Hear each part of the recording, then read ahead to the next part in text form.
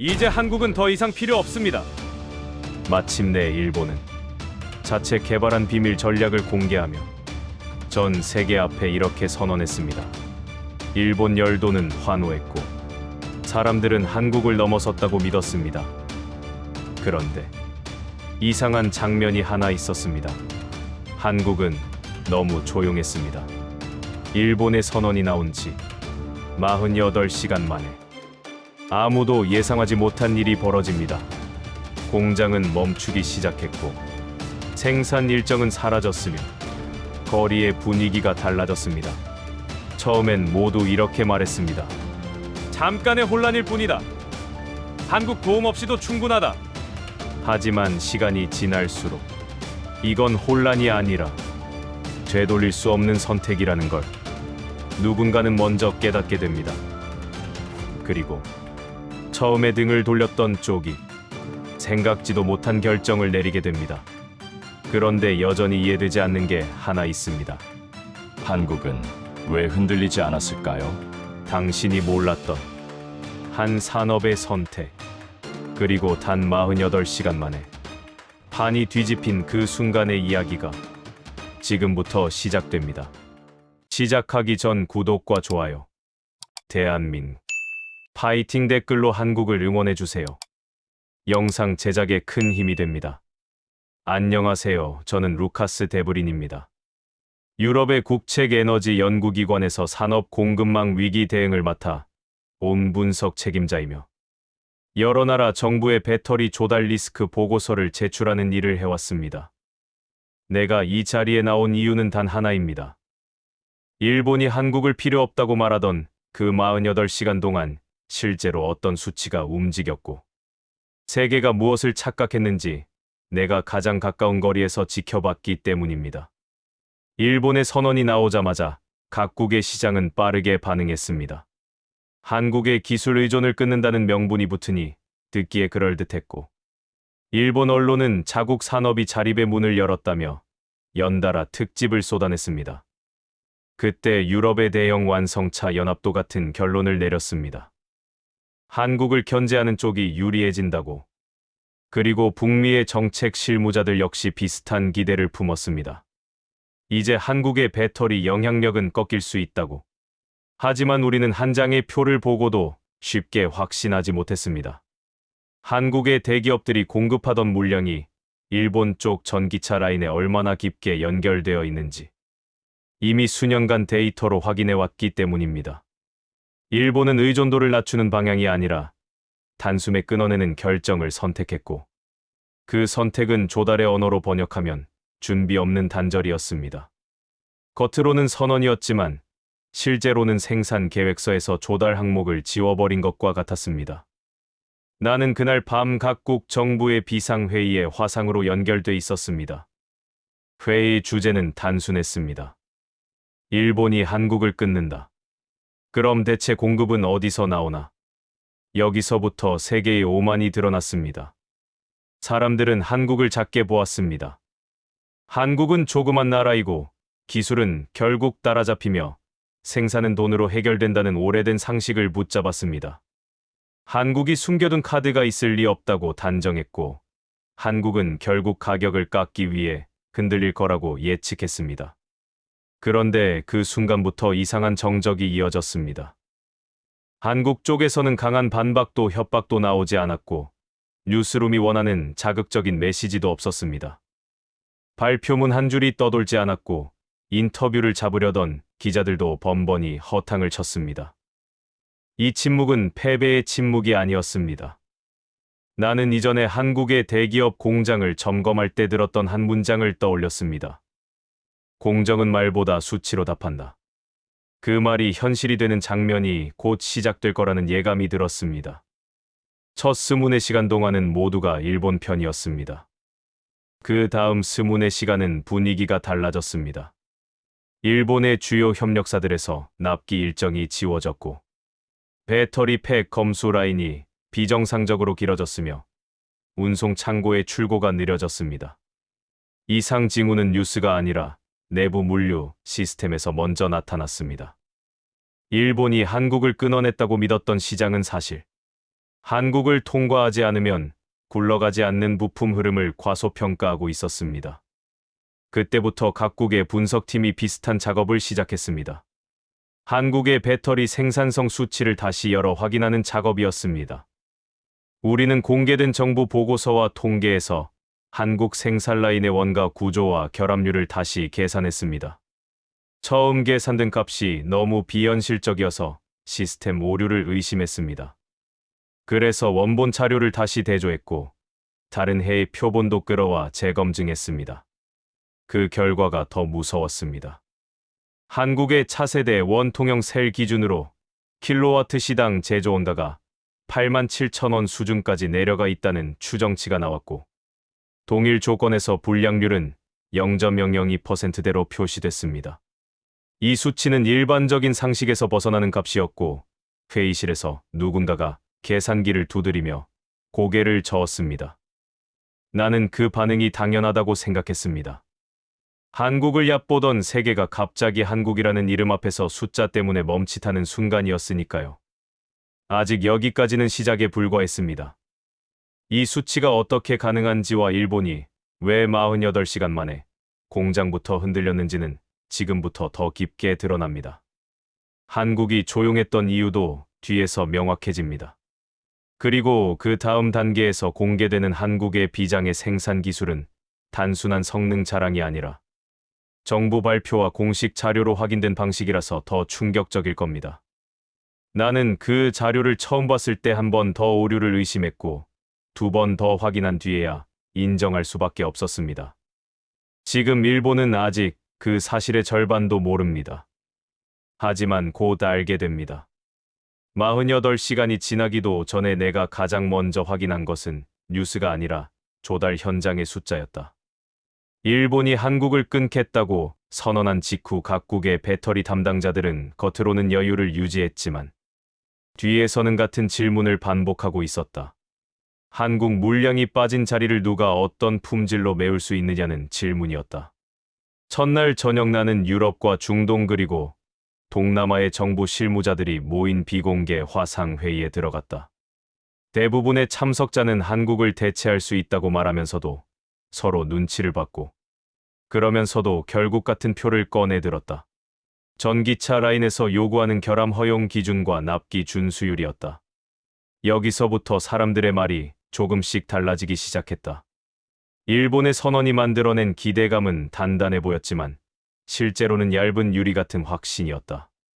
겉으로는 독립이라 불렀지만 실제로는 생산 계획에서 한국을 지우는 순간부터 시간이 상대가 되었다. 대체 공급이 존재한다는 믿음은 품질과 수율과 안정성이 모두 비슷하다는 가정 위에 서 있었는데 그 가정이 숫자 앞에서 흔들리기 시작했다. 우리는 먼저 공개된 자료부터 다시 꺼냈다. 한국의 국가연구기관이 발표한 배터리 산업 생산성 통계와 주요 공정 고도화 보고서였고 여러 나라의 감사 기관도 참고 자료로 삼는 문서였다. 나는 그 문서 안에서 한 줄을 발견하고 잠시 손이 멈췄다. 자동화 공정 전환 이후 셀 한 개당 평균 공정 시간이 과거 대비 37% 단축되었고 그 상태에서 수율이 99.9% 근처로 유지된다는 대목이었다. 처음에는 단순히 표기 오류라고 생각했다. 그래서 동일 문서의 부록과 다른 연도 자료를 대조했고 표본 기준이 달라진 부분이 있는지까지 확인했다. 그런데 숫자는 그대로였다. 이때부터 회의실의 시선이 바뀌었다. 한국이 강해서가 아니라 한국이 생각보다 숨겨진 게 많을지도 모른다는 쪽으로 분위기가 움직였다. 그 전까지 사람들은 한국이라는 나라를 기술을 조립하는 곳 정도로 취급했고 결국 가격 싸움으로 흔들릴 거라 봤다. 하지만 원가와 수율과 품질이 동시에 올라가는 구조라면 이야기가 달라진다. 공급이 단단한 쪽이 흔들리지 않는 이유가 숫자 자체에 담기기 때문이다. 둘째 날 아침 나는 일본의 협력사 물류, 통계를 우회적으로 확인할 수 있었다. 공식 자료가 아니라 항만 운송량과 보관, 창고의 회전율 같은 공개 지표를 조합한 것이었다. 배터리 관련 부품의 출고 지연 비율이 평소 대비 2배 가까이 늘어났고 긴급 운송 요청이 비정상적으로 증가한 흔적이 잡혔다. 아직 공장이 멈췄다는 뉴스는 없었지만 생산 현장에서는 이미 급한 숨이 들리기 시작했다. 겉에서 보기에는 괜찮아 보이는 시간이 안쪽에서는 빠르게 타고 있었다. 이 장면에서 더 흥미로운 반응을 보인 곳이 있었다. 평소 한국을 가장 거칠게 평가하던 해외 언론과 연구자들이었다. 그들은 한국이 무슨 비장의 기술을 숨길 수 있느냐며 비웃었고, 조그만 나라가 세계를 흔들 수 없다고 말하곤 했다. 그런데 내가 공유한 수율과 공정시간 수치를 보고는 바로 다른 말을 꺼냈다. 이 정도면 측정 방식이 잘못된 것 아니냐는 의심이었다. 나는 그 의심을 그대로 두었다. 의심이 바로 다음 단계로 가는 문이기 때문이다. 의심이 커질수록 검증은 더 집요해진다. 우리는 같은 수치를 다른 경로로 다시 확인하기 시작했다. 배터리 안전 인증 결과의 누적 데이터와 리콜 발생률 공개 통계, 그리고 국제 표준 시험 기록을 겹쳐 놓았다.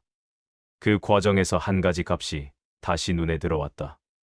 특정 고밀도 셀에서 열 폭주 억제 시험 통과율이 동일 등급 평균보다 확연히 높게 찍혀 있었고, 초기에는 이상치로 처리되었다가 재검증 후 정상으로 확정된 기록이 남아 있었다.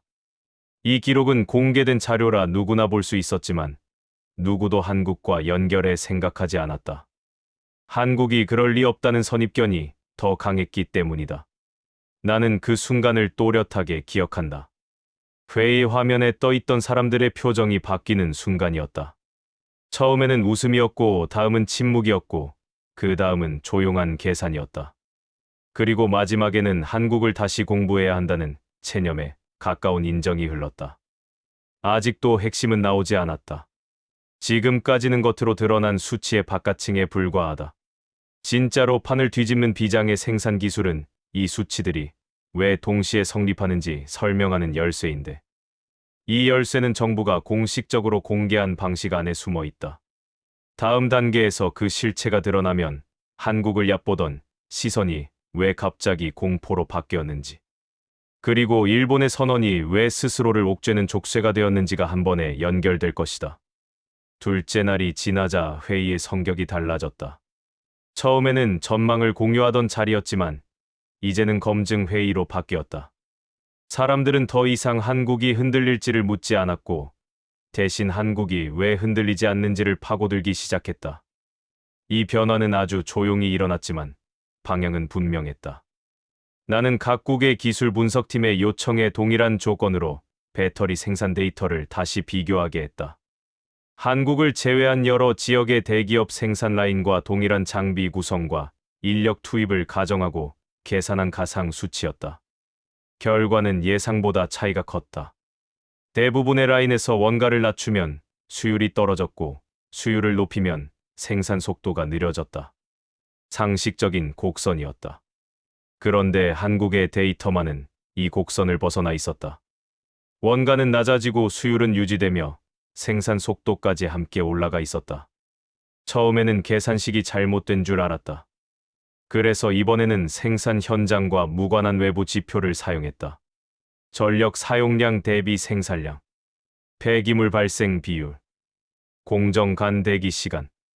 이런 값들은 조작하기 어렵고 여러 기관에서 동시에 관측된다. 그 지표들에서도 같은 방향의 결과가 나왔다. 한국의 생산 라인은 덜 쓰고 더 만들고 버리는 것이 적었다. 이 지점에서 몇몇 분석가는 노골적으로 불편함을 드러냈다. 이건 기술 문제가 아니라 시스템 문제라는 말이 나왔다. 한국이 뭔가를 숨기고 있다는 표현도 들렸다. 나는 그 표현이 흥미로웠다. 사람들은 한국을 무시하면서도 동시에 의심하기 시작했기 때문이다. 조그만 나라 주제에 어떻게 이런 수치를 만들 수 있느냐는 말이 회의실에 자연스럽게 떠돌았다.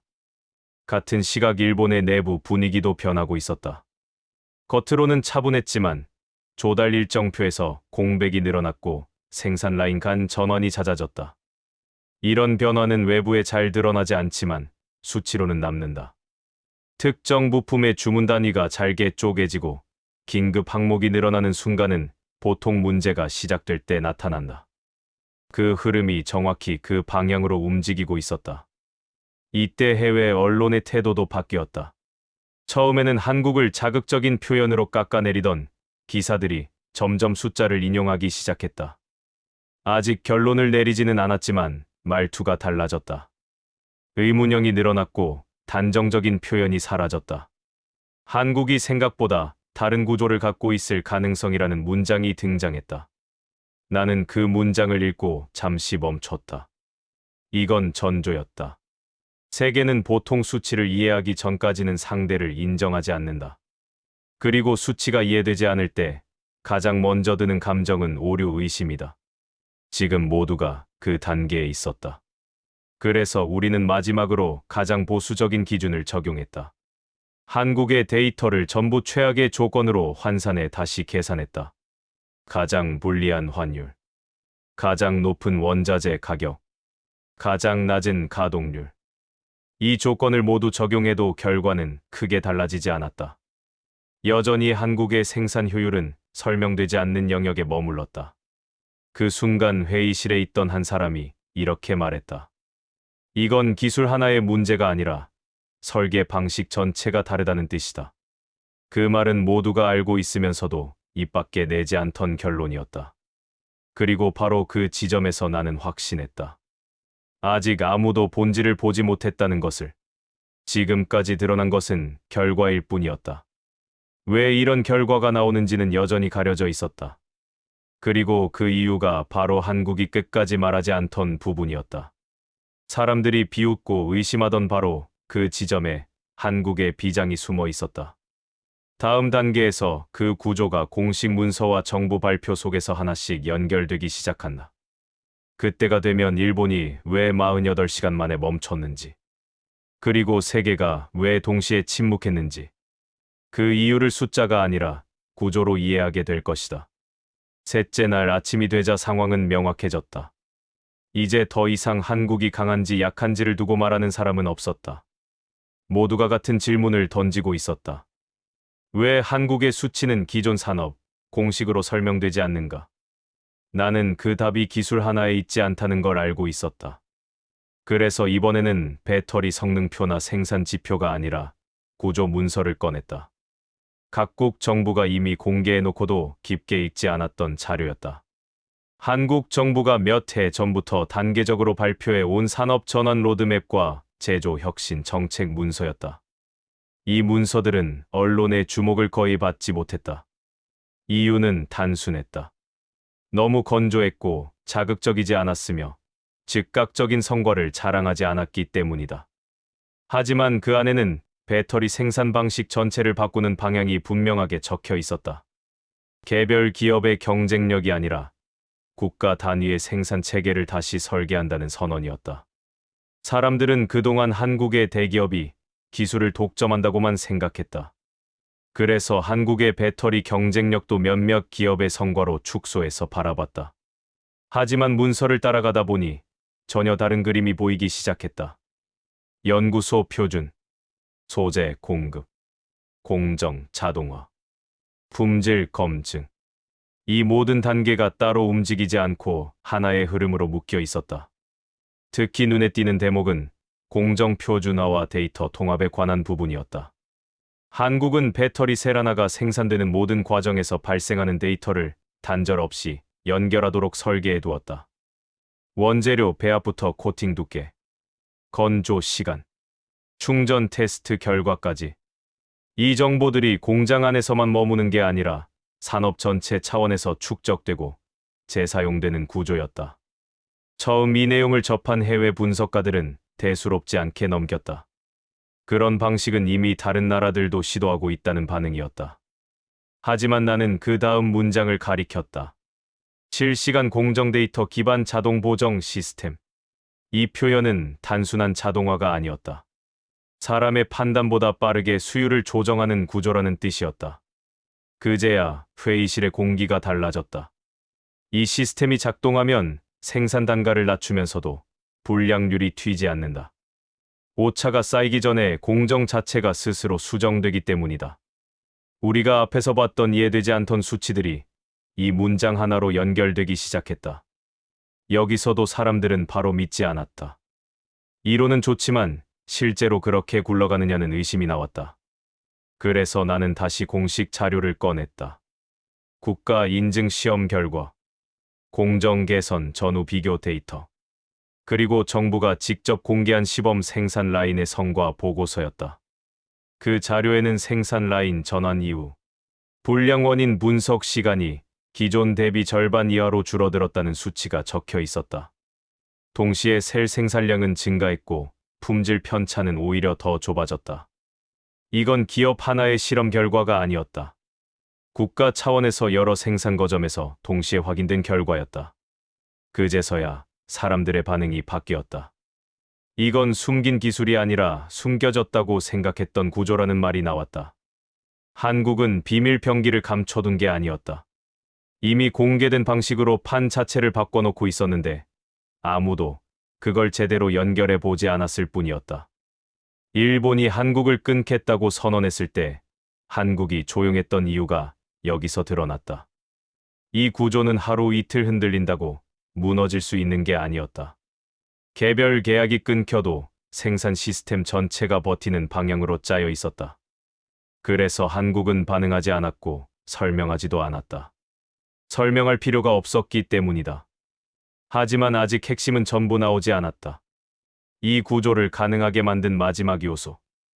그리고 세계가 정말로 충격을 받은 결정적인 생산 기술은 아직 뒤에 남아있다. 지금까지는 준비 단계에 불과하다. 이제부터가 진짜다.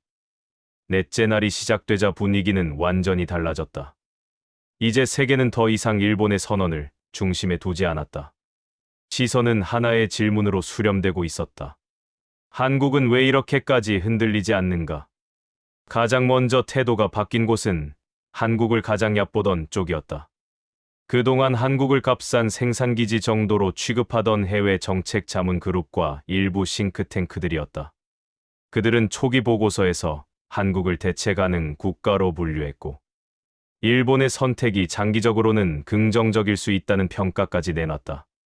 하지만 시간이 지나며 그 보고서들이 하나둘 철회되기 시작했다. 이유는 단순했다. 새로 들어오는 숫자들이 기존 결론과 전혀 맞지 않았기 때문이다. 처음에는 다들 같은 반응을 보였다. 측정 기준이 다를 것이라는 가정이었다. 한국은 자국 기준으로 유리하게 계산했을 것이고 실제 현장에서는 다를 것이라는 추측이 자연스럽게 나왔다. 그래서 각국 분석팀은 한국이 아닌 제3자의 기록을 찾기 시작했다. 국제시험기관, 다국적 보험사의 리스크 평가 보고, 글로벌 완성차 연합의 품질 감사 결과. 이 자료들은 한국의 통제 밖에 있었고, 그래서 신뢰할 수 있다고 여겨졌다. 그런데 여기서 또 문제가 발생했다. 그 자료들에서도 비슷한 숫자가 반복되기 시작한 것이다. 배터리 팩 단위의 장기 안정성 기록에서 특정 국가의 제품만 평균을 크게 웃돌고 있었다. 열화 속도, 사이클 유지율, 초기 성능 편자. 이 모든 항목에서 한국산으로 분류된 데이터가 일관되게 상단에 위치해 있었다. 회의실에서는 즉각 오류 가능성이 제기됐다. 표본이 적어서 그렇다는 주장, 차종이 달라서 생긴 착시라는 설명, 테스트 조건이 유리했을 것이라는 가설. 모두 가능한 이야기였다. 그래서 재검증이 시작됐다. 이번에는 방식을 바꿨다. 결과를 먼저 보지 않고 원자료부터 추적했다. 센서 기록, 시험 로그, 인증 과정의 시간 스탬프. 이 데이터들은 조작이 거의 불가능한 영역이었다. 서로 다른 기관에서 나온 자료를 시간순으로 겹쳐놓자 묘한 공통점이 드러났다. 한국산 배터리는 특정 시점 이후 성능 분산이 급격히 줄어들어 있었다. 평균이 좋아진 것이 아니라 편차 자체가 사라지고 있었다. 이 지점에서 몇몇 분석가는 말을 잃었다. 평균 성능은 따라잡을 수 있어도 분산을 줄이는 것은 전혀 다른 문제이기 때문이다. 이건 단순한 기술 격차가 아니라 공정 통제 수준의 차이를 의미했다. 그래서 다시 한번 오류를 의심했다. 이번에는 데이터 처리 과정이 잘못됐을 가능성이 제기됐다. 나는 직접 재분석을 제안했다. 한국이라는 표시를 전부 지우고 국가 정보 없이 숫자만 다시 배열하자고 했다. 선입견을 제거한 상태에서 패턴을 보자는 제안이었다. 분석 결과는 더 잔인했다. 국가를 모른 채 봐도 하나의 그룹은 명확하게 드러났다. 성능이 높고 안정적이며 변동이 적은 집단, 그리고 나머지 집단. 국가명을 다시 덮어 씌우는 순간 회의실은 조용해졌다. 그 집단의 대부분이 한국이었다. 그제야 사람들의 시선이 완전히 바뀌었다. 이제 관심은 결과가 아니라 원인으로 이동했다. 왜 한국만 이런 구조를 만들었는가? 왜 다른 나라들은 같은 장비를 쓰고도 이런 수치를 만들지 못했는가? 왜 이 변화가 갑자기 나타난 것처럼 보였는가? 여기서 흥미로운 반응이 나왔다. 일부 외국 언론이 한국을 비판하던 논조를 슬그머니 바꾼 것이다. 직접적인 찬사는 없었지만 표현이 달라졌다. 숨겨진 역량, 과소평가된 산업 구조, 보이지 않던 생산 혁신. 이런 말들이 기사 속에 섞이기 시작했다. 하지만 여전히 믿지 못하는 시선도 강했다. 한국이 이렇게까지 앞서 있을 리 없다는 감정적인 거부감이었다. 조그만 나라 주제에 어떻게 세계 기준을 바꿀 수 있느냐는 말이 공개 석상에서도 흘러나왔다. 그 말 속에는 여전히 얕봄이 섞여 있었다. 그러나 숫자는 멈추지 않았다. 하루가 지날수록 새로운 기록이 추가됐고 재검증이 반복될수록 의심은 점점 설 자리를 잃었다. 처음에는 오류라고 불리던 수치가 다음에는 예외가 되었고 그 다음에는 패턴으로 인정받았다. 이제 세계는 한 가지 사실을 받아들이기 시작했다. 한국은 우연히 자란 것이 아니라 설계부터 다른 길을 걸어왔다는 사실이었다. 그리고 바로 그 순간부터 질문은 이렇게 바뀌었다. 한국은 무엇을 숨겼는가가 아니라 한국은 무엇을 어떻게 만들었는가? 그 답에 가까워질수록 일본의 48시간은 단순한 사건이 아니라 이미 벌어진 차이를 드러낸 계기였다는 점이 분명해지고 있었다. 다섯째 날이 되자 세계의 반응은 두 갈래로 갈렸다. 한쪽은 조용히 태도를 바꿨고 다른 한쪽은 더 거칠게 의심을 키웠다. 그리고 흥미롭게도 한국을 얕보던 나라일수록 두 번째 반응이 먼저 튀어나왔다. 그들은 한국이 만든 숫자를 받아들이기보다 숫자가 만들어진 경로를 공격하는 쪽을 택했다. 처음으로 나온 말은 아주 익숙했다. 통계 장난일 가능성이 있다는 주장, 표본이 편향됐다는 의심, 시험 조건을 유리하게 맞췄을 거라는 추측. 이런 말들은 근거가 없어서가 아니라 확인하지 않아도 마음이 편해지는 방향으로 흘러갔다. 한국이라는 이름이 그들에게는 아직 작게 느껴졌고 일본이 먼저 손을 뗐다는 사실이 그들의 오만을 강화했다. 하지만 이번에는 상황이 달랐다. 숫자가 한두 개가 아니라 서로 다른 분야에서 동시에 늘어났다. 생산 단가, 수율, 안전시험 기록, 품질 편차. 여러 기관이 서로 다른 목적으로 만든 자료에서 같은 방향의 결과가 반복되기 시작했다. 이쯤 되면 의심은 더 이상 말로만 유지될 수 없고 직접 검증으로 옮겨가야 한다. 그래서 각국이 움직였다. 표면적으로는 민간의 기술 검토라 했지만 사실상 정부가 뒤에 붙어 있었다. 한국을 낮게 보던 쪽에서 가장 먼저 검사단을 꾸렸다. 겉으로는 협력 가능성을 보기 위해서라고 포장했지만 속마음은 달랐다. 한국이 정말 그 수준이라면 이유가 있을 텐데 혹시 우리가 놓친 결함이 숨어 있지 않을까? 그걸 찾아내면 한국을 다시 낮은 자리로 돌려놓을 수 있다고 믿었다. 나는 그 움직임을 보고 오히려 차분해졌다. 이제 관심이 결과에서 원인으로 이동하는 순간이 왔기 때문이다. 사람들이 한국의 숫자를 부정하는 대신 한국의 구조를 직접 파헤치기 시작하면 결국 답은 더 또렷해진다. 의심이 검증으로 바뀌는 순간에는 항상 현실이 이긴다. 첫 번째 재검증은 생산 단가에서 시작됐다. 한국의 킬로와트 시당 제조 원가가 비정상적으로 낮다는 추정치가 돌았기 때문이다. 외국의 감사팀은 한국이 원자재 단가를 숨기거나 정부 지원을 과장되게 누락했을 가능성을 들이댔다. 그들은 원재료, 구매 단가를 역산했고 항만 물동량과 수입 신고, 데이터까지 조합해 실제 비용을 다시 계산했다. 결과는 그들이 원하던 그림과 반대로 나왔다. 원자재 가격이 특별히 싸지 않았다. 오히려 일부 소재는 더 비싼 구간에서 구매한 흔적이 있었다. 그럼에도 단가가 낮게 유지되는 이유는 재료가 아니라 공정에 있었다. 그들이 두 번째로 집착한 것은 수율이었다. 99.9%라는 수율이 사실이라면 생산 관리의 격이 달라진다는 의미이기 때문이다. 그래서 외국의 분석가들은 수율 계산 방식 자체를 의심했다. 분량을 분량으로 잡지 않고 다른 이름으로 넘겨버렸을 가능성, 검사 기준을 느슨하게 바꿨을 가능성, 검사 샘플을 줄였을 가능성. 이런 가설이 쏟아졌다. 이번에는 한국의 발표 자료가 아니라 국제 표준 인증 기록으로 넘어갔다. 해외 시험 기관이 공개한 합격 기록에는 샘플 수와 조건이 남아있고 시험 장비의 설정값까지 적혀 있었다. 외국의 검증팀이 거기서 실마리를 잡으려 했지만 오히려 자기들이 무너졌다. 샘플 수는 줄지 않았고 조건도 유리하지 않았다. 그런데도 통과율이 높았다. 그들은 가장 원초적인 의심으로 되돌아갔다. 기록 입력이 잘못됐다는 주장. 그래서 같은 시험의 원본 로그를 다시 요청했고 로그가 올라온 서버, 기록과 타임스탬프까지 비교했다. 오류는 없었다. 이때 회의장에서 아주 특이한 장면이 나왔다. 한국을 조롱하던 한 해외 연구자가 숫자를 읽다가 중간에 말을 멈춘 것이다. 그 사람은 고개를 들더니 자료 담당자에게 다시 묻는다. 이 데이터가 맞다면 우리는 지금까지 배터리를 잘못 만들고 있었다. 대답은 짧았지만 무거웠다. 맞다. 그 말을 듣는 순간 회의실의 공기가 바뀌었다. 비웃음이 사라지고 질문이 달라졌다. 이제 질문은 이렇게 변했다. 한국이 왜 높은 성능을 내느냐가 아니다. 한국이 왜 편차를 줄이느냐가 핵심이 됐다.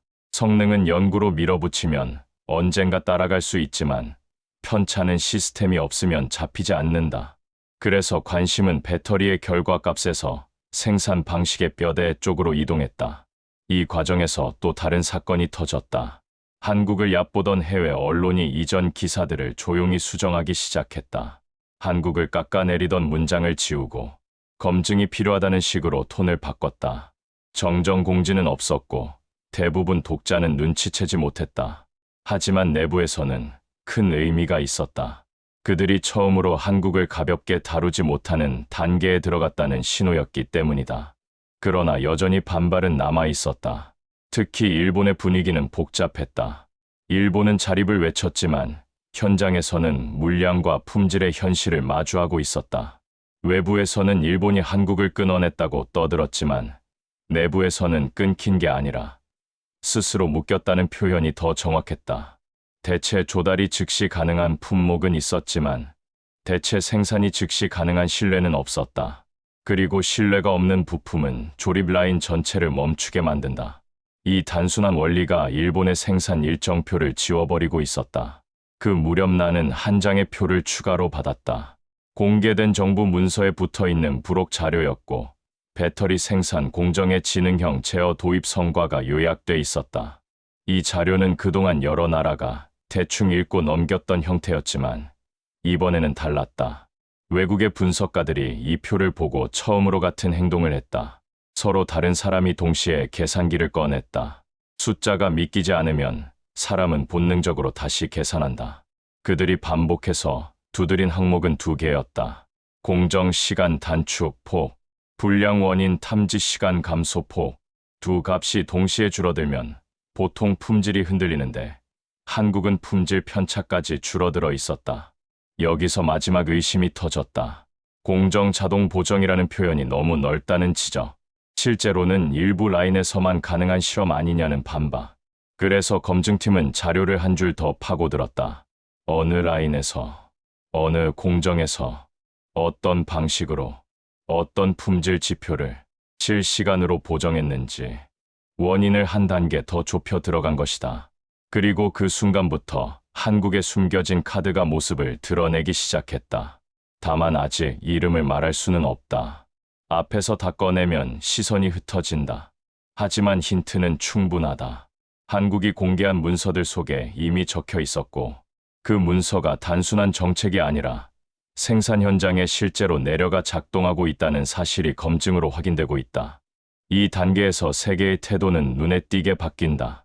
처음에는 한국을 비웃었고 그 다음엔 오류를 찾았고, 그 다음엔 불편함을 감췄고, 이제는 배우려는 쪽으로 움직이기 시작한다. 한국이 어떻게 만들었는지 알면 따라할 수 있다고 믿기 때문이다. 하지만 그 믿음은 곧 벽에 부딪힌다. 왜냐하면 한국의 핵심은 기술 하나가 아니라 기술을 생산하는 방식 그 자체이기 때문이다. 일본도 그 벽 앞에 서 있다. 일본은 한국을 넘어섰다고 말했지만 지금 일본이 마주한 것은 경쟁이 아니라 구조의 차이다. 그리고 바로 그 구조의 정체가 다음 단계에서 마침내 드러난다. 그때가 되면 한국을 얕보던 시선이 왜 갑자기 침묵으로 바뀌는지, 그리고 왜 일본의 48시간이 되돌릴 수 없는 선택으로 기록되는지, 모든 장면이 숫자와 함께 한 줄로 이어질 것이다. 6째 날 아침, 나는 전혀 다른 종류의 연락을 받았다. 그동안은 수치를 달라거나 보고서를 요청하는 전화가 대부분이었지만 이번에는 질문의 결이 바뀌었다. 어떤 나라의 정책 보좌관이 내게 이렇게 물었다. 한국의 성능이 아니라 한국의 방식이 무엇인지 설명해달라. 그 말은 곧 세계의 관심이 결과에서 원인으로 완전히 넘어갔다는 뜻이었다. 같은 시간대에 또 하나의 장면이 벌어졌다. 한국을 얕보던 해외 주요 방송사가 긴급 토론을 열었는데 패널 구성부터 달라져 있었다. 이전에는 한국을 낮게 평가하던 논객들이 중심이었지만 이번에는 제조 공정 전문가와 품질 통계 책임자가 끼어 있었다. 그 방송에서 처음으로 나온 말이 인상적이었다. 우리는 한국이 작다고 생각했지만 숫자는 크기와 무관하다는 말이었다. 그 말이 나오자마자 진행자가 급히 방향을 틀었다. 그러나 이미 늦었다. 시청자들은 그 방송이 한국을 비웃기 위해 만든 것이 아니라 한국을 이해하기 위해 만들어졌다는 것을 눈치챘다. 하지만 반응이 바뀐 것은 언론만이 아니었다. 더 민감하게 움직인 곳은 외국의 대기업들이었다. 그들은 공개적으로는 아무 말도 하지 않았지만 내부에서는 동시에 같은 행동을 했다. 한국과의 거래 조건을 다시 점검하고 대체 조달 계획을 잠시 멈추는 것이었다. 이런 결정은 기분으로 하는 게 아니라 위험 계산으로 한다. 그들이 움직였다는 사실 자체가 이미 한국을 얕보던 태도가 깨지고 있다는 증거였다. 그럼에도 마지막까지 버티는 집단이 있었다. 한국이 무슨 수를 썼을 것이라는 의심을 유지하려는 사람들. 그들은 새로운 공격 방향을 찾았다. 단가와 수율과 안전 기록을 더는 부정하기 어려워지자 이번에는 기록의 출처를 문제 삼기 시작했다. 국가 보고서가 과장되었을 가능성, 국제시험기관이 특정 기업과 유착했을 가능성, 품질 감사가 허술했을 가능성.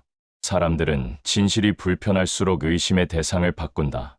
그래서 재검증은 더 깊은 층으로 들어갔다. 이번에는 기록을 만든 시스템 자체를 뒤집어 보기로 했다.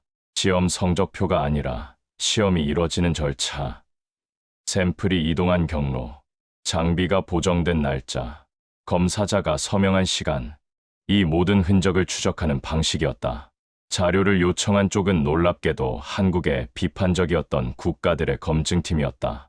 그들은 한국이 숫자를 부풀렸다는 확신을 갖고 시작했지만 검증이 진행될수록 얼굴이 굳어졌다. 왜냐하면 기록이 너무 깔끔했기 때문이다. 시간 순서가 맞았고 장비 보정 이력이 정확했으며 샘플 관리 체계가 국제 표준보다 더 엄격하게 운영되고 있었다. 특히 샘플 추적의 빈틈이 거의 없었다. 보통 여러 기관을 거치면 기록이 한두 군데 끊기기 마련인데 한국의 데이터는 끊기지 않았다. 누군가가 조작했다면 이렇게 완벽할 수 없다. 그 사실이 오히려 그들을 더 혼란스럽게 만들었다. 이때 가장 중요한 전환점이 나타났다. 그동안 숫자를 보던 사람들이 숫자가 생겨난 과정을 보기 시작한 것이다. 단가가 낮다는 결과가 아니라 단가가 낮아지는 구조, 수율이 높다는 결과가 아니라 수율이 유지되는 절차, 안전성이 높다는 결과가 아니라 안전성이 흔들리지 않는 통제. 사람들의 질문은 이제 이렇게 변했다. 한국은 어떤 장비를 쓰는가가 아니라 한국은 어떤 규칙으로 만드는가. 나는 그 질문을 듣고 이번에야말로 본질에 가까워졌다고 느꼈다. 그래서 한국의 공식 자료 중 가장 지루한 문서들을 꺼냈다. 품질 규격서, 공정 표준서, 검사, 프로토콜, 데이터 관리 규정. 이런 문서들은 자극적이지 않아서 언론이 잘 다루지 않는다. 하지만 제조업에서 진짜 힘은 이 문서들에 담긴다. 그 문서들을 분석하자 낯선 특징이 하나 드러났다.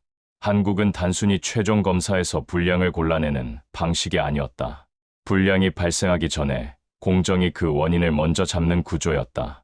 그 구조는 말로 설명하면 쉬워 보이지만 실제로 구현하면 산업 전체가 바뀐다.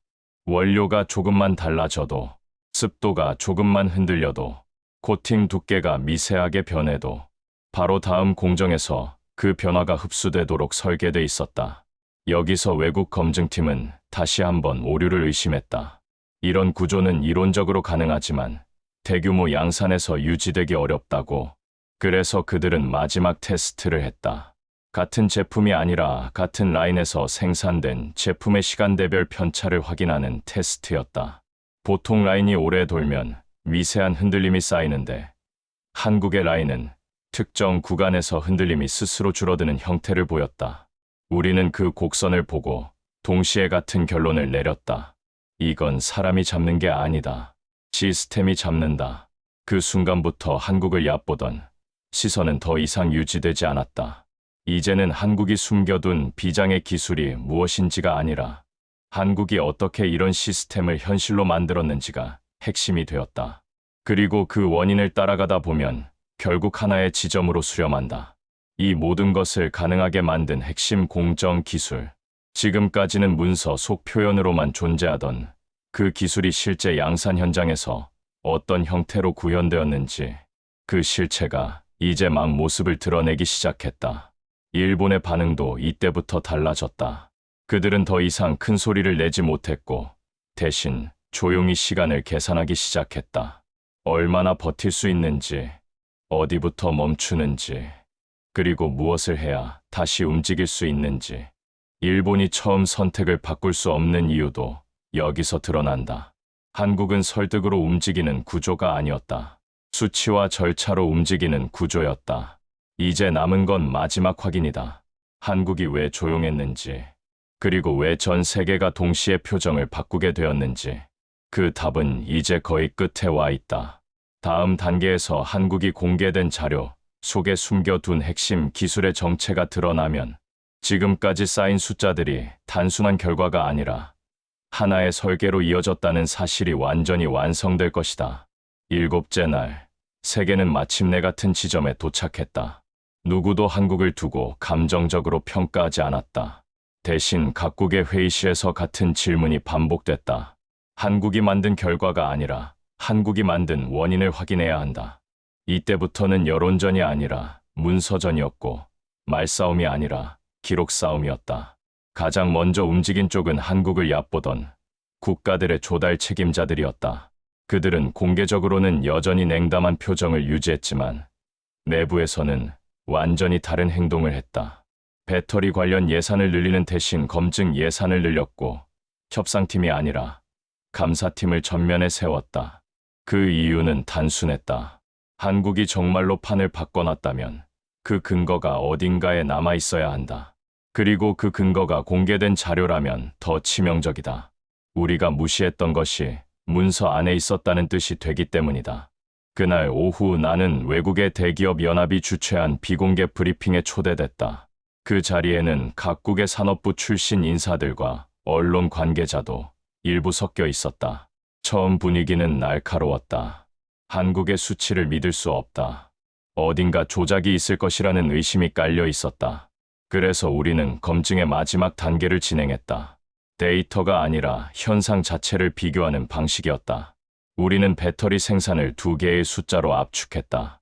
하나는 비용, 하나는 품질. 한국이 킬로와트 시당 제조 원가를 87,000원 수준으로 끌어내렸다는 추정치.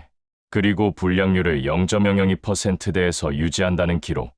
이 2개는 보통 동시에 성립하지 않는다. 그래서 사람들은 아직도 이 조합을 받아들이지 못했다. 하지만 이제는 믿고 안 믿고의 문제가 아니었다. 증명해야 했다. 검증팀은 한국이 공개한 정부 성과 보고서에서 핵심 문장을 찾아냈다. 고속 적층 공정과 실시간 결함 예측, 기반 자동 보정. 처음 그 문장을 읽었을 때 외국 전문가들은 웃었다.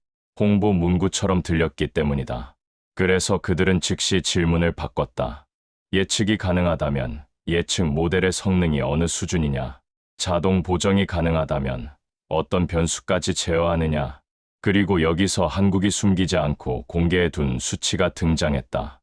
한국의 시범 라인에서 결함 발생을 사전에 탐지하는 정확도가 95% 이상으로 유지되었고, 탐지 후 공정 보정이 적용되는 평균 시간이 30초 이내로 기록되어 있었다.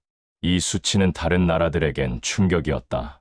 왜냐하면 대부분의 라인에서는 결함을 발견하는 것 자체가 수분에서 수십 분이 걸리고, 발견하더라도 조정이 사람이 개입하는 순간부터 지연이 생기기 때문이다. 그럼에도 회의실은 즉시 반발했다. 시범 라인이면 가능한 이야기라는 주장, 양산에 적용하면 흔들릴 거라는 예상. 그래서 이번에는 시범이 아니라 실제 생산 기반의 간접 증거를 다시 모았다. 전력 사용량과 생산량의 상관, 라인별 가동률 변화, 폐기물 처리량. 이것들은 기업이 발표하는 홍보 자료와 무관하게 외부에서 잡히는 흔적이다. 그 자료를 겹쳐 놓자 하나의 패턴이 떠올랐다. 한국은 생산량이 늘어나는 구간에서도 폐기물이 늘지 않았고, 라인 가동률이 올라가도 품질 편차가 커지지 않았다. 외국의 분석가 한 명이 여기서 또다시 오류를 의심했다. 그는 말없이 노트북을 돌려 화면을 보여줬다. 한국 자료가 아니라 외부 기관의 기록이었다. 그 기록에서도 같은 패턴이 보였다. 그는 한참을 바라보다가 조용히 말했다. 이건 우연이 아니라 운영 규칙이다. 그때부터 시선이 완전히 바뀌었다.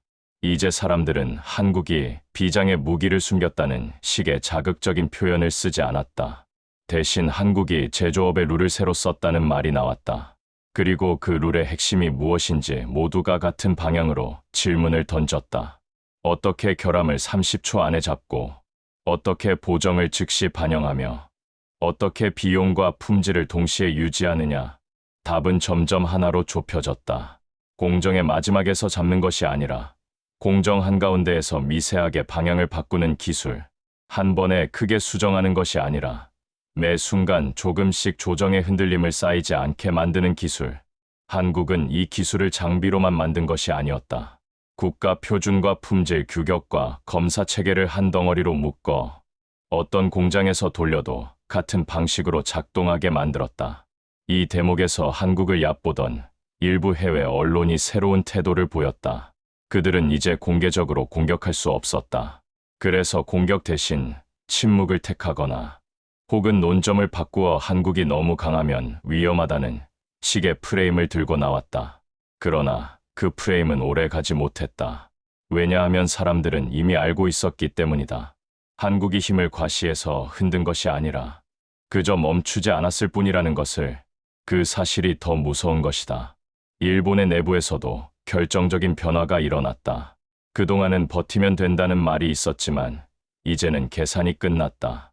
공장별 재고, 라인별 전환 가능성, 대체 품목의 인증 소요, 모든 값이 하나의 결론으로 모였다. 한국을 제외한 공급으로는 품질 기준을 맞추기 어렵고, 품질 기준을 낮추면 리콜 비용이 폭발한다. 그 계산이 숫자로 정리되는 순간 더 이상 자존심은 의미가 없어졌다. 그리고 마침내 마지막 장면이 열린다. 일본은 고개를 숙이기로 결정한다. 하지만 이 장면이 단순한 사과극으로 끝나지는 않는다. 한국은 감정적으로 응징하지 않는다. 한국은 이미 원칙과 절차로 움직이는 구조를 가지고 있기 때문이다. 그 구조 안에서 일본은 다시 들어오려면 조건을 받아들여야 한다. 품질 전수 검사, 공정 데이터 공유, 납기 조건 재설계, 불량 책임 규정 강화. 이런 것들이 협상의 언어로 등장한다. 여기서 세계가 진짜로 충격을 받는다. 한국의 위상은 광고나 선전으로 올라간 것이 아니라 계약서와 숫자와 표준으로 올라간다. 감정이 아니라 규칙으로 상대를 움직인다. 나는 이 모든 과정을 지켜보며 결론을 내렸다. 한국은 무기를 숨겨둔 것이 아니라 우리가 무시했던 공개 자료 속에 이미 답을 적어두고 있었다. 사람들이 한국을 작게 보느라 읽지 않았을 뿐이다. 그리고 이제 전 세계는 하나의 사실을 인정하게 된다. 한국이 만든 배터리는 단순한 제품이 아니라 제조업의 신뢰를 생산하는 시스템의 결과라는 사실을. 일본의 선원이 만든 48시간은 그저 사건이 아니었다. 숫자가 거짓을 지우고 검증이 오만을 깨고 원인이 결과를 설명하는 순간이었다. 그 순간부터 한국은 더 이상 설명하지 않아도 되는 나라가 된다. 세계가 스스로 확인하고 스스로 인정하게 되었기 때문이다.